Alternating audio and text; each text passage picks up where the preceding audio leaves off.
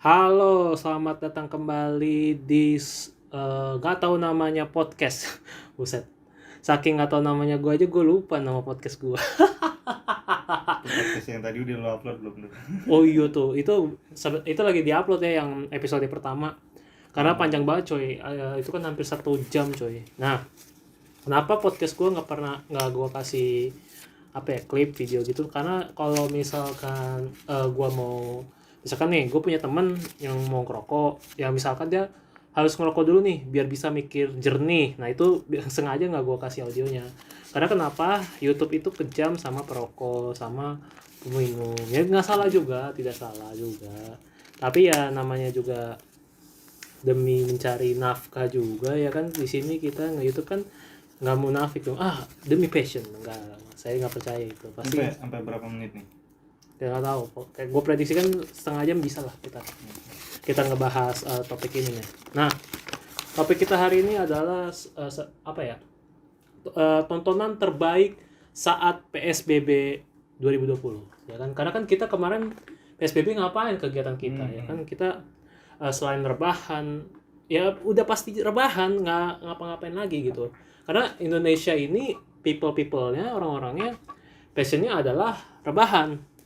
Jadi apa ya, jadi tuh kita pasti punya banyak tontonan-tontonan menarik saat masa PSBB, apalagi yang di Netflix, di Viu. Nah itu tuh banyak banget. Terutama cewek sih. Nah iya, cewek tuh gencar-gencarnya K-drama. Tapi gue juga cowok juga nonton K-drama. Nah, salah satu K-drama favorit gue itu yang paling benar-benar gue suka nih ya, di tahun 2020 ini yang tayang juga itu Itaewon Class. Taiwan Class. AC. Singkatnya AC. Tapi kalau di itunya kan, di dramanya singkatannya AC kan. Jadi Itaewon Class yang ngusulin siapa tuh ya waktu itu ya, si Joiso ya kalau nggak salah. Bukan, yang ini, yang preman. Yang preman, lupa gua karakternya tuh yang pakai Iya. kupluk mulu kan tuh. Iya, yang pakai kupluk terus. Nah, akhirnya dia berfungsi juga tuh di Taiwan. Biasanya tuh dia cuma kalau ada orang berantem ribut gitu-gitu doang. Dia di awal cerita emang kayak gitu sih, emang mukanya nyebelin banget. Tapi emang dia tuh paling care menurut gua. Dia paling care, apalagi waktu Man Yun ini kena kasus di mana dia adalah transgender. Nah itu tuh itu kurang kenapa itu lagi final apa, kedai terbaik. Gue ingat banget tuh, itu kedai terbaik. Terus aduh gimana nih, terus dia kasih support ke Man Yun nih kan, udah slow aja pokoknya kita yakin menang. Terus Man Yun nya ngaku kan, ya gue transgender. Terus kenapa gitu. Udah, menurut gue nggak masalah sih kalau misalkan dia transgender, apa dia jago masak, nggak masalah kan. Kita ngeliatnya bukan ini kan, bahasanya apa ya, lebih logikanya kan ini kan persaingan masakan, bukan personality, bukan masalah personality. Kecuali nih Man Yuninya ini apa, lagi masak terus, aduh gue sebenarnya mau ngomong jorok sih. Gue mau ngomong jorok sih sebenarnya. Misalkan dia misalkan masak nasi itu tuh ya, nasi goreng, terus yang omelet tuh apa sih, gue lupa namanya, nasi kari gitu ya. Apa sih, nasi goreng yang di selimutin omelet ya. Terus tiba-tiba dia bikin sausnya gambarnya kontol. Itu goblok itu baru tuh jebelin. Itu udah transgender. Ini lagi jokesnya jokes blue. Gue juga sih. tapi iya, itu menurut gue Itaewon itu apa ya, drama Korea yang nggak apa ya, nggak bosenin sih. Karena emang dari awal ceritanya tuh kayak ini apa, penuh dengan persaingan, penuh dengan balas dendam ya kan. Semangatnya Pak Seroy sih yang gue suka tuh ya. Terus biasanya kan drama kan ngebahasnya tuh ya romance aja gitu loh, nggak ada, maksudnya masalah bisnis kayak gitu tuh, persaingan gitu tuh menurut gue nggak banyak sih. Dulu pernah gue nonton drama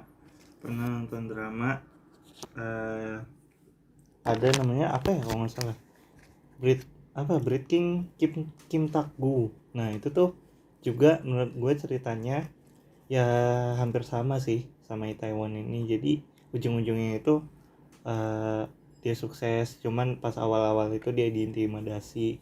Cuman kalau dibandingin sama Kim Tak-gu, menurut gue emang lebih bagus Itaewon Class. Karena juga Itaewon kan adaptasi dari webtoon ya. Nah, menurut gue apa ya? Kalau gue lihat dari segi semua K-drama yang berbau bisnis, K-drama pertama gue tuh bukan Itaewon Class. Tapi K-drama gue itu Rich Man and Poor Woman yang diperankan oleh Suho EXO. Itu menurut gue yang apa K-drama yang pengen banget gue tonton, tapi ceritanya terlalu hambar lah menurut gue. Biasa aja. Biasa banget. Iya, kayak drama lu nonton di TV apa? TV apa sih? TV swasta. Tapi ini apa? Rich Man itu nggak diceritain kalau gimana sih gue lupa pemerannya, tapi si Suho-nya ini sukses gitu. Soalnya si Suho-nya ini bisa sukses itu karena kan ya pasti kerja keras, oke. Tapi prosesnya itu loh, proses itu kayak gimana gitu sampai dia buka usaha sama sahabatnya. Nah itu nggak diceritain, malah yang lebih diceritain itu adalah asmara dia sama kayak inilah, dia tuh lebih bahasanya tuh sebenarnya kayak lebih kayak cinta monyet gitu. Nah itu yang menurut gua jadinya kayak kurang gitu. Tapi bagus emang ceritanya apa ya, kalau gua lihat actingnya Suho tuh bagus banget di Rich Man and Poor Woman itu. Dia tuh jadi pengusaha yang tengil gitu kan. Terus juga pengusaha ini lagi, pengusaha IT gitu. Wah itu keren apa coy. Dari awal ceritanya aja dia naik motor, wah keren. Tapi ya gitu, cuma gue nggak serak sama lu ceritanya yang nggak menceritakan kisah suksesnya dia gitu. Jadinya ya hambarannya. Walaupun kan aktor utamanya itu kan Park Soo Joon kan, gue tahu tuh. Nah Park Soo Joon itu juga pernah main yang jadi bos-bos juga, namanya gue lupa, sekretari apa ya. Sekretari Kim. Nah ya sekretari Kim. Nah itu juga dia kan jadi bos juga. Sebenarnya kan itu kayaknya udah prosesnya sudah sukses dulu ya dari awal cerita. Nah itu Itaewon Class itu menurut gue yang ceritanya udah kasih proses panjangnya. Wah keren banget sih emang Itaewon Class. Dari dia masuk penjara, terus bokapnya dibunuh, apa ya, sebenarnya tuh alurnya tuh awalnya dari dia nampol orang yang menurut dia salah, terus bokapnya dipecat, pas mau bikin usaha udah senang gitu loh istilahnya. Iya udah seronya udah keluar pula. Malah ketabrak sama anaknya yang bikin masalah, si Jangga itu ya.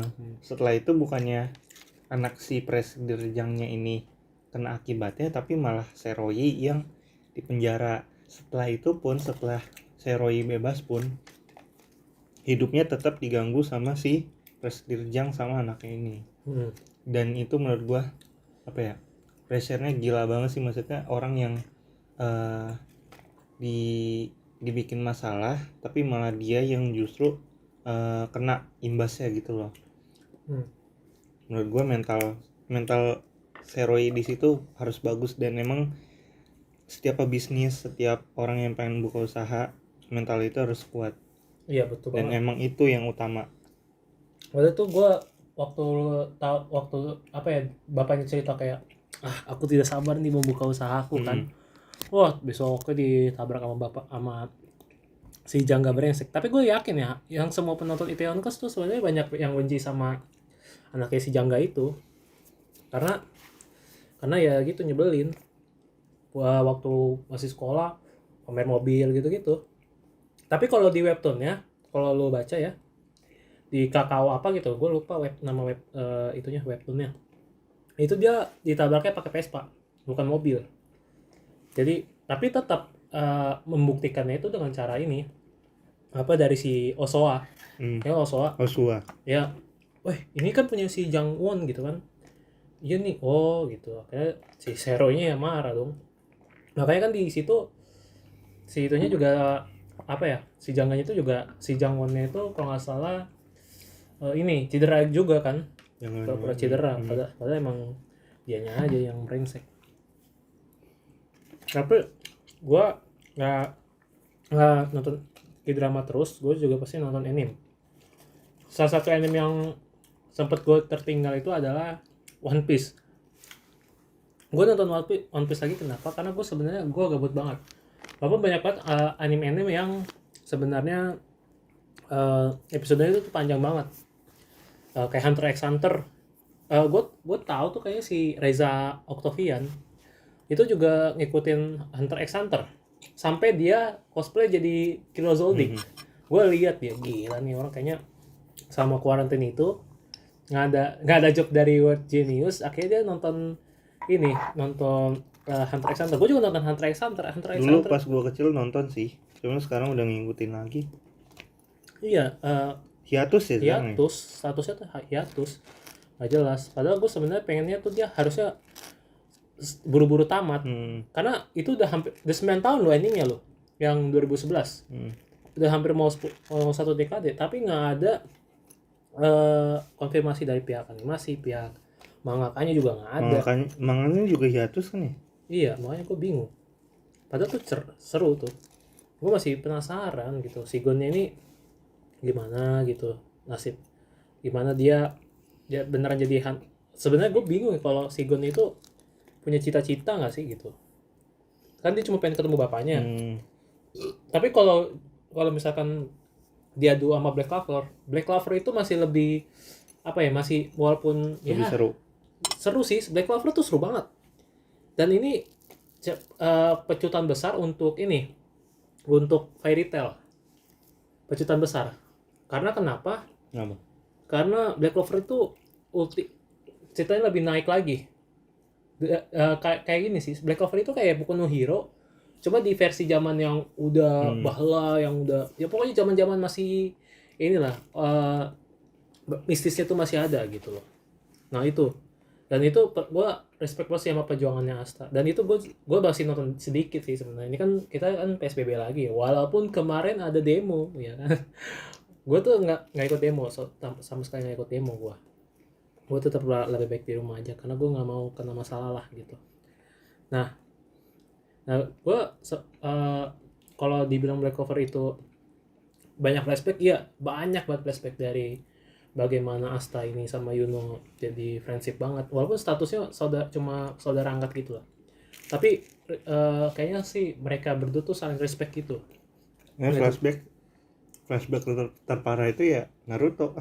Iya, flashback paling parah itu sejauh gue Naruto sama Boruto sih. Gue sebenarnya udah nggak benar-benar nggak tertarik nonton Boruto gue. Karena Boruto itu udah udah keluar dari manganya itu terbit sebulan sekali per chapter. Jadi menurut gue jadi ya gitu banyak fillernya. Udah filler semua itu Boruto. Hampir dari awal cerita sebenarnya filler sih. Dari itu kan yang apa sih monster yang singa ekor ular itu kan menurut gue lah apaan nih, kayaknya di komik nggak kayak gini dah. Kalau di komik itu masuk pokoknya sampai akademi sampai yang duel itu masih sesuai tuh. Tapi pas udah lawan Momoshiki udah keluar ceritanya. Soalnya kan gue bingung nih, ini kok ada ini gitu, ada siapa sih, pokoknya udah mulai aneh-aneh lah. Yang Desa Air itu masuk komik nggak sih? Nggak ada. Gue terakhir sampai arc yang waktu study tour ke Desa Air. Itu filler. Nah itu menurut gue udah gitu ngaku-ngaku 7 pedang apa tuh, pendekar pedang yang kayak Zabuza gitu, itu ampas banget kayaknya menurut gue. Dia ngaku-ngaku so kuat gitu kan, tapi ampas banget gitu. Kalau yang di 7 pendekar pedang yang Desa Air itu, yang waktu di komiknya Naruto sama di animenya, gila keren banget ya. Itu keren coy, keren banget. Itu kan karena versinya Edo Tensei ya. Saya kan yang selama itu juga nggak diceritain sih waktu masa hidupnya. Tapi itu keren banget, asik, keren banget. Kalau menurut gue ya, Boruto itu buat anak-anak, lebih ke buat anak-anak gitu loh, bukan orang yang menikmati cerita. Kalau misalnya kayak anak SD nonton Boruto itu tuh masih, menurut gue masih fine aja. Karena dari animasinya juga nggak vulgar. Kalau dulu misalnya nih kayak Tsunade kan ditonjolin tuh dadanya kan. Sekarang di Boruto enggak anjir. Nah, kalau di animasinya ya Ada kayak gitu karena buat anak kecil. Tapi kalau buat mangannya enggak Enggak lah. beda. Nah, yang juga kalau misalkan diperbandingin itu juga ini Sanji sama bapaknya tuh, bapak angkatnya Zeff ya. Jadi itu kan owner di arc mana sih, gue lupa. Pokoknya ya bapak angkatnya Sanji lah yang bikin dia jadi koki sehebat itu. Kalau di komiknya si Zeff-nya itu makan kakinya buntung karena dia makan kakinya sendiri. Karena kan itu dia terjebak di pulau batu gitu kan sama si Sanji. Iya, animenya juga bukannya gitu ya? Bukan. Animenya itu pokoknya si Sanji itu tenggelam. Zeff-nya kejepit sama bongkahan kayu perahu gitulah. Terus nggak bisa keluar tuh. Nah, akhirnya dipotong, tak. Nah, akhirnya di situ. Jadi karena itu kan terlalu sadis kan, kayak kanibalisme banget lah. Nah, akhirnya digantinya di situ. Pesannya itu sih ada di situ tuh, gue udah ngedapat pesannya juga. Karena si Zeff itu di situ bawa emas. Emas bertumpuk-tumpuk, istilahnya lu kalau misalnya di kota ya lu bisa jadi kaya. Ya. Ya kan? Tapi kalau lu udah di pulau terpencil cuman ada emas, emang lu bisa makan emas? Nggak bisa. Nah, itu pesan buat pemerintah kita. Waduh. Pesan buat orang-orang elit yang apa ya, orang-orang yang berkuasa gitu istilahnya. Lu tuh mangkas alam, lu tuh mangkas apa, sumber alam kita. Tapi kalau misalnya udah habis, kita nggak bisa hidup tanpa itu. Kita nggak bisa hidup tanpa uang, kita nggak bisa hidup tanpa kita bisa hidup tanpa uang, tapi kita nggak bisa hidup tanpa alam. Iya, yang gue respect kan ada juga di real life-nya yang kayak gitu, yang kakek-kakek yang ditawarin miliaran triliunan ya, yang katanya yang mau nih pohon mau kita tebang. Iya, tanahnya pengen dibeli. Iya, tanahnya mau dibeli, tapi dia nggak mau. Tetap memperteguh demi oksigen yang baik. Itu di Indonesia bukan sih? Indonesia. Biasanya kalau di Indonesia kayak gitu dibunuh. Ya. Waduh. Kan hukum di atas segalanya, apa sih, uang di atas segalanya, termasuk di atas hukum. Ya, betul banget. Tahu sendiri lah, udah akhir zaman coy, udah sulit sekali. Nah, apalagi ya, gue tuh pokoknya nih One Piece itu gue dari Akzo sampai gue sekarang udah di Wano, gokil nggak tuh? Itu butuh waktu yang cukup, ya bisa dibilang cukup lumayan makan waktu banyak lah, terutama malam tuh udah paling sering gue ikutin. Whole Island itu menurut gue yang paling seru karena gue nontonin dari perjuangannya Luffy buat mulangin Sanji kembali ke topi jerami dan mengajak Sanji untuk ke Wano juga. Tapi walaupun emang sedihnya tuh yang waktu Sanji nendang Luffy sih, itu paling sedih banget itu udah siapin tisu dah buat buat scene itu. Nah, tapi gue gimana ya, gue berusaha nahan tuh, aduh jangan nangis dong. Ujung-ujungnya gue nangis juga gara-gara itu, karena emang sedih banget, karena dikasih flashbacknya kayak lu mau nggak join kru gue si Luffy tuh kan, lu keren banget, mau nggak jadi. Itu sedih juga itu kan karena gue yakin ya perjalanannya itu nggak sebentar buat ini berpetualangan selama itu tuh nggak apa ya perjuangannya tuh berat banget gitu loh. Kalau di timelinenya One Piece ya bentar, tapi yang nangis itu kita nunggu tiap minggu. Episode-nya gila. Makanya chapter-chapternya juga gimana kita nggak sedih gitu, coba dikasih scene begituan. Aduh. Nah, yang lucu juga selama quarantine ini gue pernah denger Pornhub Premium itu gratis. Situs bokep loh. Ini sejujurnya Pornhub itu emang punya dia apa ya? Punya sifat sosial yang baik, punya empati sosial yang baik menurut gua. Kalau lo gua seriusan, lo tuh ngerasa situs bokep aja kasih beasiswa Pornhub kasih beasiswa, terus Go Green ya kalau nggak salah ya, bikin kegiatan reboisasi gitulah gitu, walaupun seperti cing-cingin gitu sama muslim sama coki ya kan, pokoknya katanya lengket-lengket gitu, goblok. Karena dari Pornhub. Nah, menurut gue nonton Pornhub gimana ya, ini aib banget sih buat cowok-cowok ya kan. Gue nggak kalau nonton porno ya, kita pasti semua cowok pernah nonton porno lah ya. Tapi kalau menurut gue nonton porno premium gitu, menurut gue gimana ya, gue tadi pada di waktu sebelum briefing ada tuh jokesnya tuh, coba gue lupa soalnya lagi makan nih gue. Iya, sambil makan nih podcast. Gak apa-apa ya. Ya. Karena menurut gue asli gue tuh sebenarnya minder loh sama situs bokep. Kenapa dia punya sifat sosial yang lebih baik daripada gue? Tapi bokep itu nggak baik sih. Walaupun bokep itu nggak baik, bokep itu bikin ansos loh, seriusan. Merusak diri lu juga. Iya, jadinya gitu. Tapi sebenarnya gue juga gak suka sih nonton bokep versi orang-orang apa British, karena mainnya terlalu kejam pak. Mainnya tuh kayak anjir udah overpowered banget gitu. Bahkan gue tuh kalau nonton yang versi Jepang ada orang black man. Gila ya, orang black man tuh gila cuy, gila kalau dia adegan porno itu sama cewek-cewek Jepang gila. Niga. Waduh, Anda jangan ngomong kayak kita kalau soalnya terakhir, saya kan ngomongnya black man, hey, kenapa ngomongnya langsung ngomong nigu dong, aduh. Udah, ambil makan ini susah jadinya. Gak apa-apa, kan podcast santai. Hah? Podcast santai. Kalau lu kayak malah kayak SMR cuk, kalau kayak gini jatuhnya cuk. Nah, apalagi yang tontonan yang gue tonton selama gue quarantine. Gue juga nonton beberapa tontonan waktu gue kecil. Gue nonton Kamen Rider juga. Gue nonton apa lagi ya? Pokoknya One Piece yang paling gue tonton sampai bener-bener gue kejar. Dan lu tau nggak, pihak One Piece itu animatornya atau siapa ya, atau Oda ya lah, gue lupa.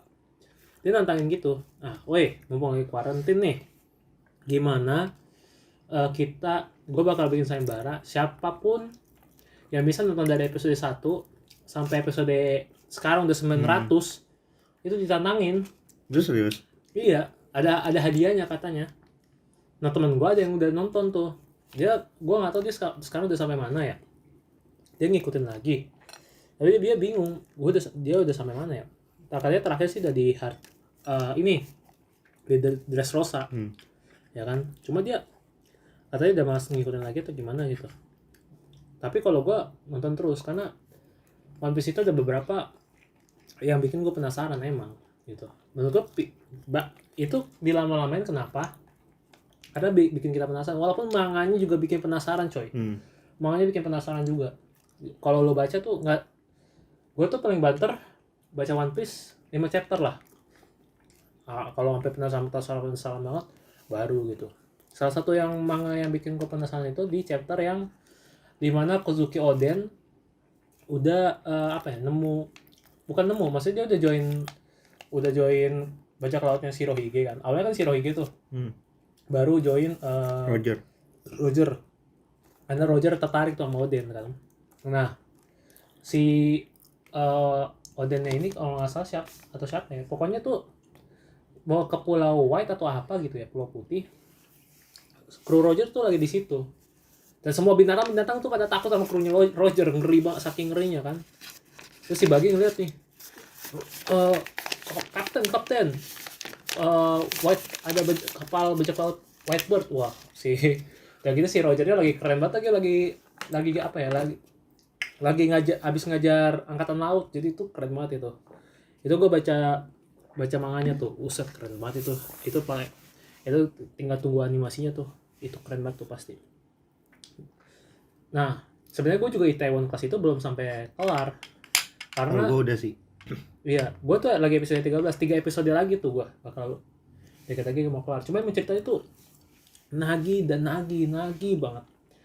Dan yang bikin gue nagih tuh yang paling epicnya saat Jangga datang ke kedainya si Pak Serowi. Tiba-tiba dia tuh penasaran rasanya tuh kayak gimana sih gitu. Datang itu menurut gue tegang. Terus juga anak keduanya kan masih kerja di situ statusnya kan. Itu juga menurut gue seru banget, walaupun gue jadi nggak tahu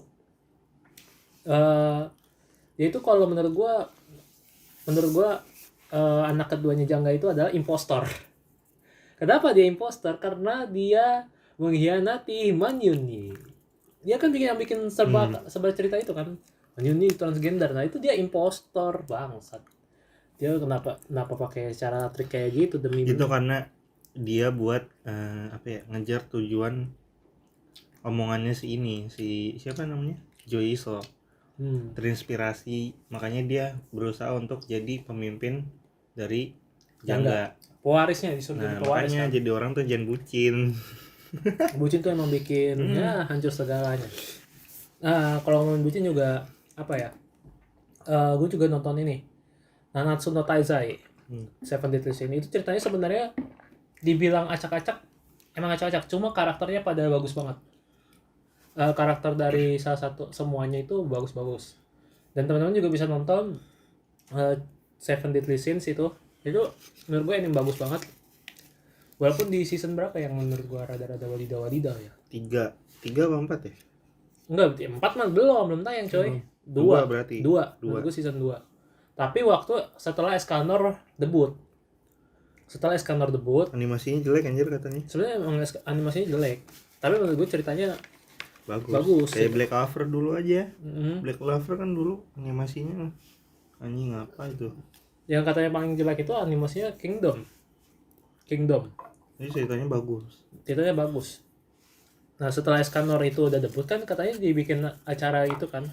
Jadi salah satu 2 anggota 10 perintah Tuhan itu dia ini dia bikin turnamen gitu kan. Menurut gue 10 perintah Tuhan itu semuanya orangnya overpower semua, kuat semua.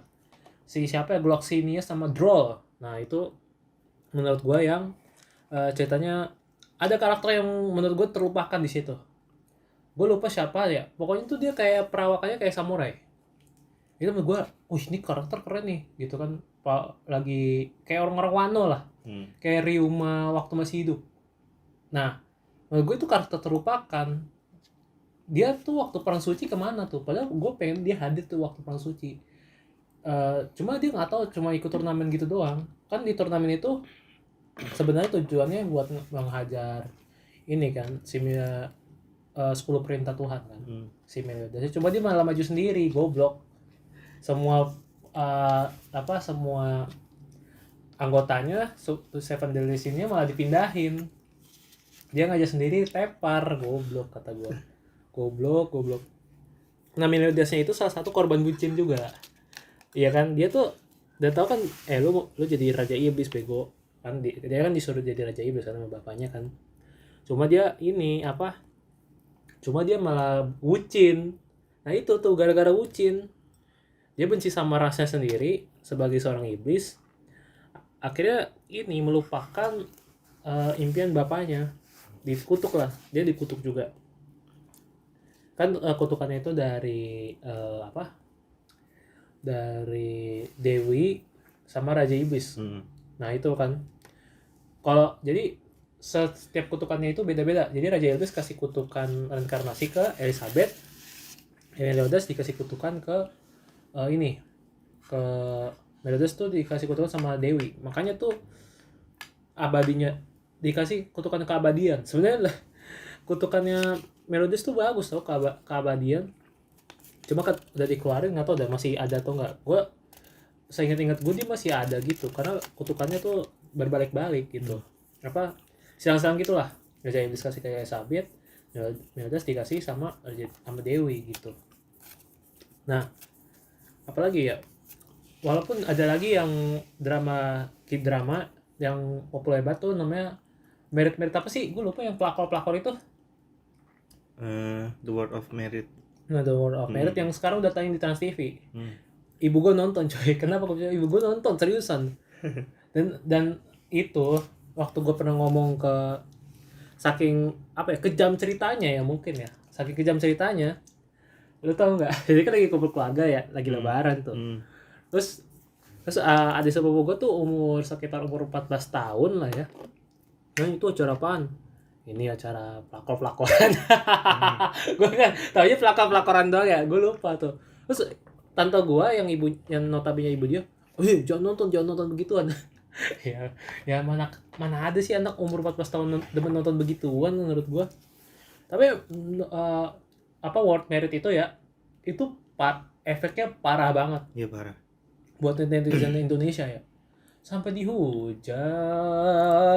Aklis ya kenapa dihujat teman-teman? Karena kenapa? tuh ya bener-bener bener-bener memancing emosi sih. Kalau kata orang yang nonton tuh, kan gue kalau udah kayak gitu udah males lah kalau ceritanya kayak gitu. Karena gimana ya? Ya sebenarnya itu actingnya bagus coy. Kenapa lu anggap itu beneran? Nih, ada tuh orang Indonesia PA-nya gitu coy. Ada nih. Misalnya Regen kan doyan marah-marah kan. Di ketemu orang atau ketemu temennya, woi marah-marah dong, marah-marah. Mohon maaf ya. Karya sama personality orang tuh beda-beda. Jangan diiyain. Regen kalau mobilnya ketabrak itu terus lu diomelin sama misalnya nih mobilnya Regen ketabrak. Terus Regen marah-marah, masa lu mau ketawa sih, goblok. Itu beneran coy, ya ampun. Masa Bintang Emon misalkan nih Bintang Emon ke Indomaret ketemu parkir, dia ngomel-ngomelin abang parkirnya juga. Yang enggak, itu tuh mohon teman-teman bedain personality itu sama karya. Yeah. Karena tuh apa ya, orang tuh sekarang orang Indonesia kenapa gampang baper sih, heran gue yakin juga kalau gue bikin NPL itu banyak yang yang pasti nganggap ini Xiaomi apa sih. Lah gue kan bikin emang karena gue pengen pengen mengeluarkan keresahan gue. Gue itu nggak ada panggung, stand up comedian itu nggak ada panggung coy. Jadi tuh kalau ada yang bikin ngomel-ngomel di depan kamera gitu, ya wajar aja menurut gue. Kita tuh lagi susah dapat panggung, jadi kita bikin ituan. Kadang ada komika yang bikin live stage-nya gitu, bikin show-nya terus dijualin ke komika.id itu. Ya teman-teman kalau mau nonton komika bagus di komika.id itu keren-keren semua komikanya. Waduh, promosi padahal gue nggak pernah bikin live stage. Ya begitulah. Oke, mungkin ini udah lumayan lama nih gue karena nggak mau beban lagi. Pesan-pesannya apa nih? Pesan-pesannya ya gue nggak, ya pokoknya tahun 2020 adalah tahun rebahan. Sih. Karena ya gue sedih bilang rebahan nggak juga sih, gue nggak sering rebahan, gue tuh masih suka olahraga coy. Di ini orang gue tuh dari 70 kilo berat badan gue sekarang sampai 60. kurang ekstrem apa tuh berat badan gue turun 10 kilo. Gokil nggak tuh? Walaupun ada sih yang teman-teman yang yang gemuk lagi, ada yang kurus lagi. Yang salah satu yang jadi kurus lagi kan ini Panji Pragiwaksono lah yang gue tahu tuh. Ya mungkin itu aja lah podcast paling tidak jelas di muka bumi ini. Semoga teman-teman suka. Komen kita mau ngebahas apa lagi, tentang apa lagi. Oke? Tonton Itaewon Class kalau yang belum nonton, rekomen coy. Ya sama berlangganan Pornhub. Enggak, bercanda ya teman. Oke, thank you yang udah dengar. Bye.